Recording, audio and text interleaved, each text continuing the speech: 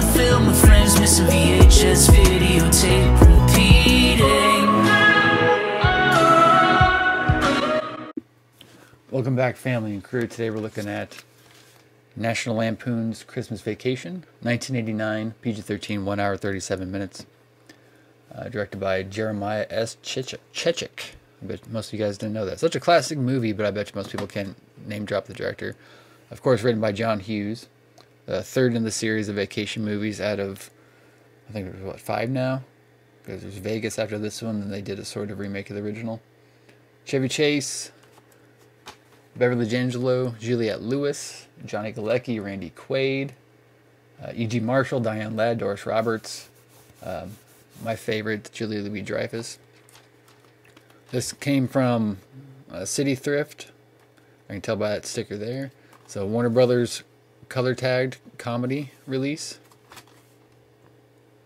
This is 1990, maybe 1989, perhaps the same year. 1991, off, okay. Good movie. Obviously, this was a step up from European Vacation. A lot of people think that that's the worst of all of them, at least of the original 3. This is one I remember watching on HBO a lot as a kid. So this would have been 8 or so when it came out in theaters. So I was probably watching on HBO in the early 90s at some point. It's one I've seen, dozens upon dozens of times. And this is one that I could probably go the rest of my life without watching again.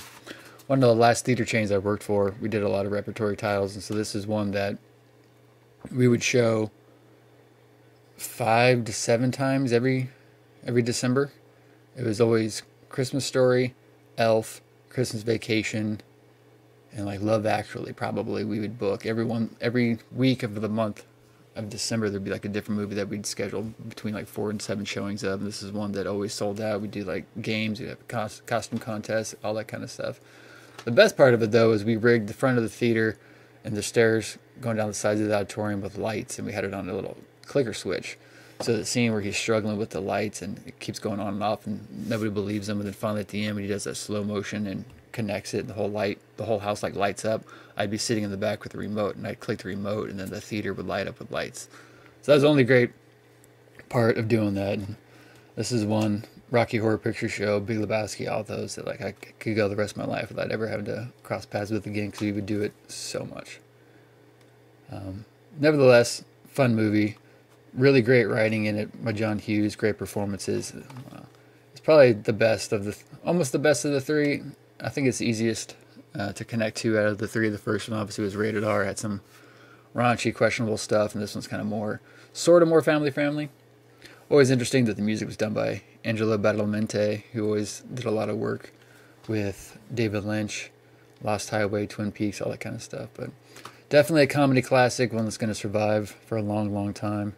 It's cool having this edition to go along with all my other Warner Brothers color-coded editions.